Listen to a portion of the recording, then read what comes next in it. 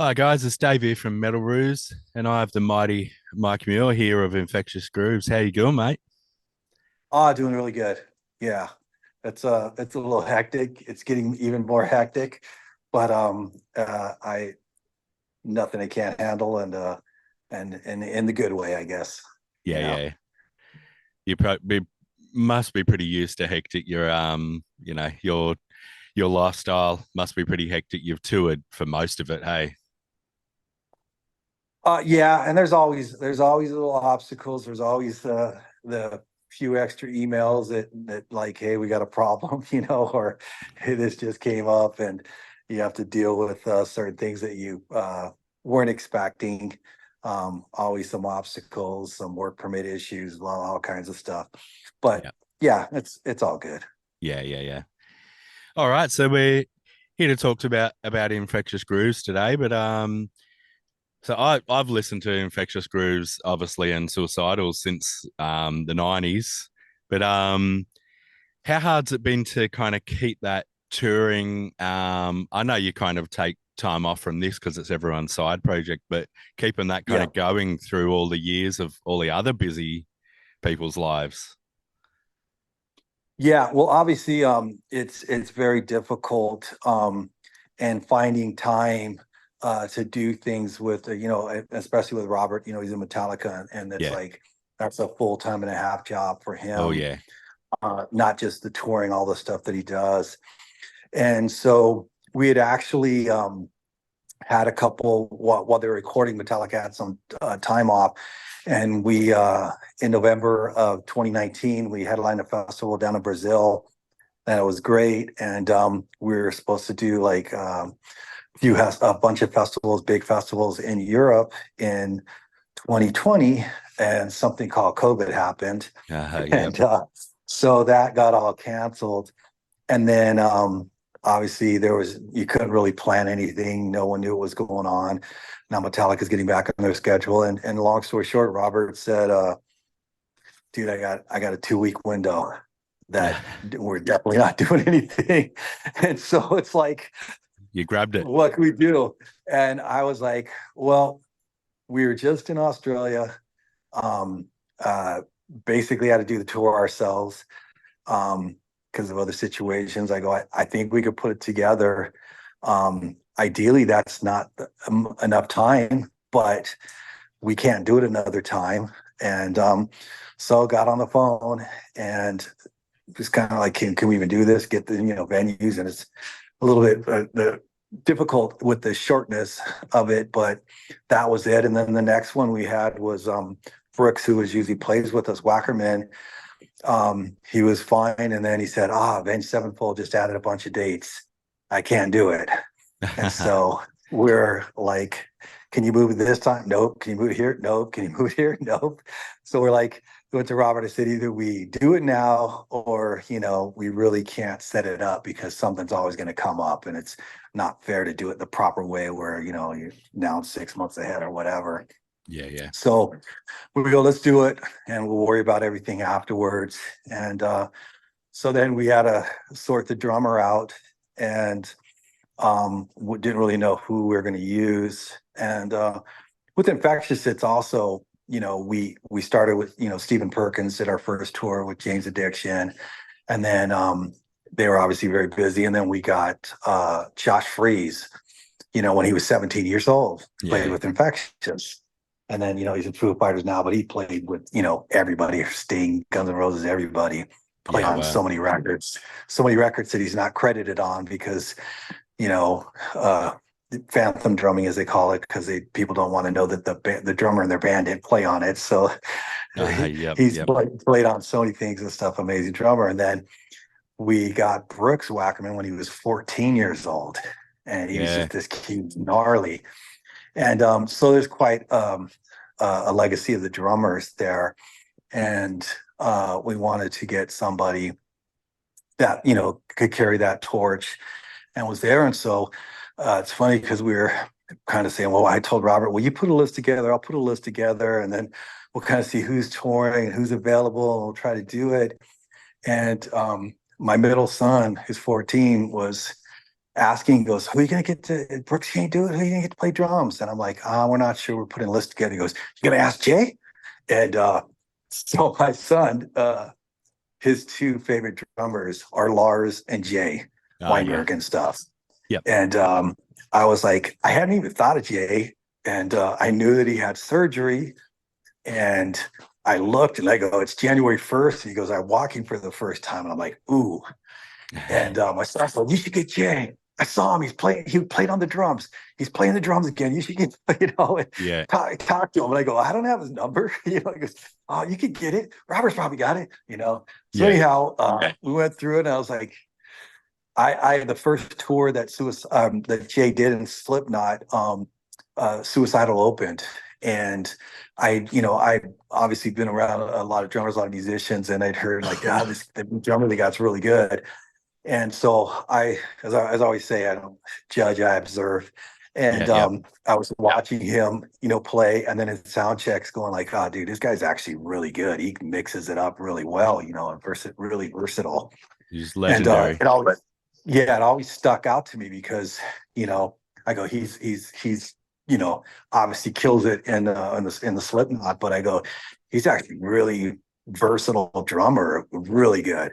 Yeah. And it stuck out to me and stuff. So I knew that he could definitely do it. Obviously it's a matter of would he want to do it, and then physically could he? And so I got his number and I texted him, and he's like going, he goes, what time is it? He goes, I'm like, at my physical therapist right now. I'm not even supposed to be start to play until the middle of April. But he goes, I think I'm way ahead of my schedule.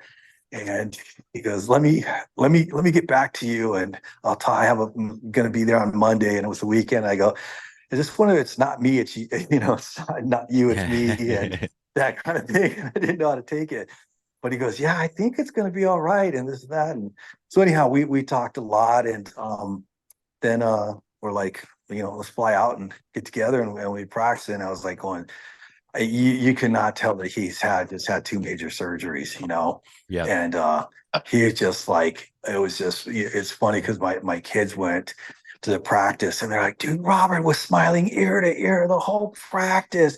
He looked like a little kid just out of wall. And it was just so much fun, like in the good way. Yeah. Yeah. And it was just like he's just got a Jay on drums. He's just like literally driving that, like he's driving that sports car, and he's got a really good edge. And it's he's able to actually showcase a lot more on the Infectious songs, which we're like was really appreciating. I think people are they're gonna trip, Yeah. Yeah. Because everybody knows Robert's a great bass player. They Of know the course. Yeah. bass lines, Yeah. Infectious, and whether you know the music or not, you hear it, you're like, oh, dude, that bass player is insane. A Oh lot of yeah. that stuff, especially for the time. But I think besides, they're gonna, when Jay's up there, they're gonna go like, wow, that's really powerful. So Yeah. we're That's super excited, as you can tell. yeah. Yeah. Yeah. Yeah. Just playing in, like for yourself in front of that kind of talent would be amazing. Yeah. Oh, it's like it tell people, and my kids always like, what do you think of stuff? And they weren't around obviously when we started, and No.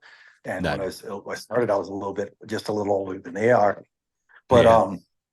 I go, we practiced in the kitchen in the hood in Venice. Someone Yeah. had a guitar, someone had the drums that they had to get out of their apartment because they're going to get evicted. Their mom was going to get evicted because they're playing the drums. And it's just like you got drums, you pound on it, and it was just fun, and it was just punk rock, and we didn't really care. Didn't care if he liked it, whatever. And but like this is it's a great feeling because as I say many times, I have a love-hate relationship with music. The most of the music I heard, I really hate, Yeah. and I can understand why people hate our music, I respect that. Yeah. But that the certain ones that you hear and you're like, whoa, what is that? Songs I remember when I was young, hearing just going, whoa, and discovering things, that's a great feeling and stuff. And in the same sense, when you're playing with people like this and they're like taking it extremely serious, everybody has a lot of pride and I would say it's a word that's used wrong a lot, but the ego in the right way. They don't, nobody wants to embarrass themselves. Yeah. Everybody's been through things and they want people to know that like this isn't the wedding party band where we're getting together and having some beers and this and that. I think most of us don't even drink. I don't drink, what I mean? But it's one of those ones that we're there for kind of like love what we're doing. And I think that's definitely going to come across and take it very serious because we want to be the best representation of music and infectious that there can be and stuff. And I think that's one of the things that I think people will definitely realize we take it very serious. Yeah, yeah, yeah, yeah. One thing that's always kind of it's just really impressed me about yourself is I've watched a lot of interviews over the years. I actually with my band I have a couple of younger players and we've just put on a drummer that's 14 as well. And this Yeah. kid is just insane. But yeah, it's kind of going through showing one of the members infectious and suicidals kind of like film clips from the day, and he's just like, holy Yeah. shit, So this younger guy's now into you guys, but Yeah. you're you've always talked about your dad and like just I don't know, the relationship. How's that kind of? It's really shaped you. I feel it's kind of really shaped you as a person.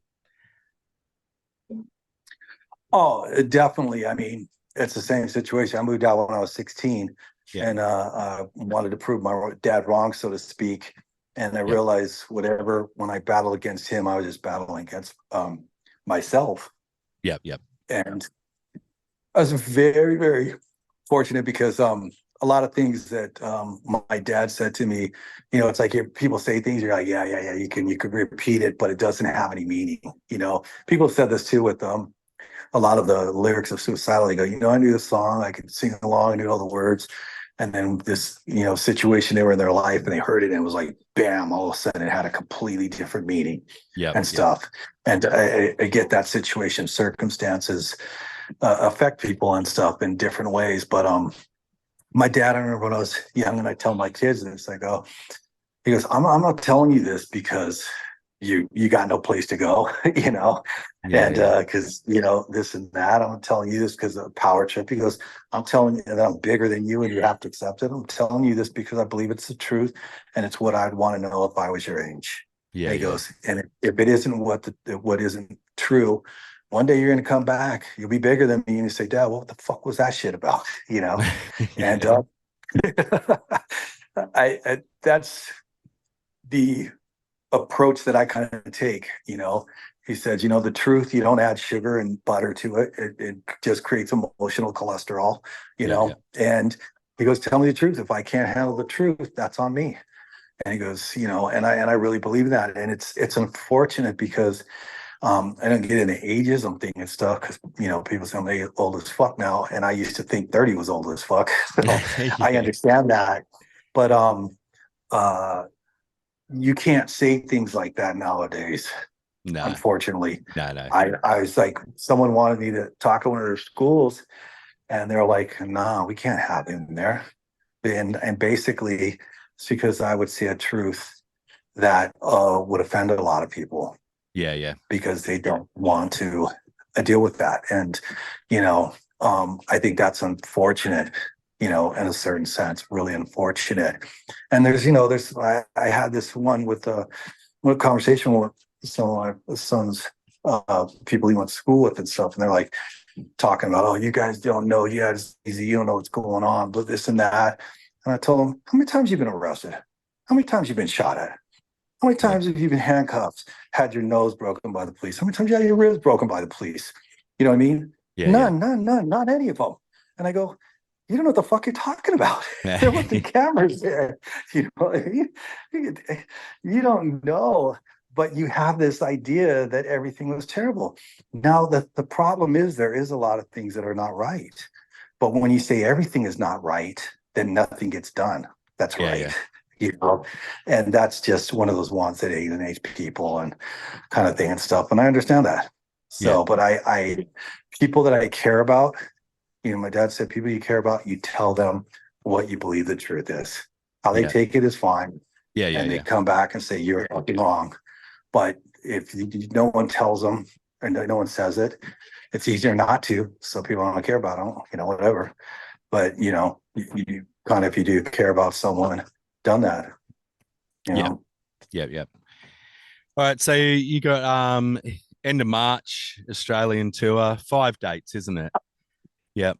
Yes. And you've been here a fair few times. What's your kind of? I've seen you a few times actually, but what's your kind of favorite part of Australia? So, my three oldest kids were all born in Australia. So, and lived there twice for a Yep. bit. And so obviously I have a connection with that and, Yep. my wife's family and all that stuff. And so that's kind of special. Yep. The last Suicidal tour, we've been trying to get back there for a while and it just wasn't happening. And then some things were said that basically, oh, nobody cares about you guys, blah, blah, blah, this and that. And so the 16-year-old punk rocker came back and said, fuck you, we'll do it ourselves.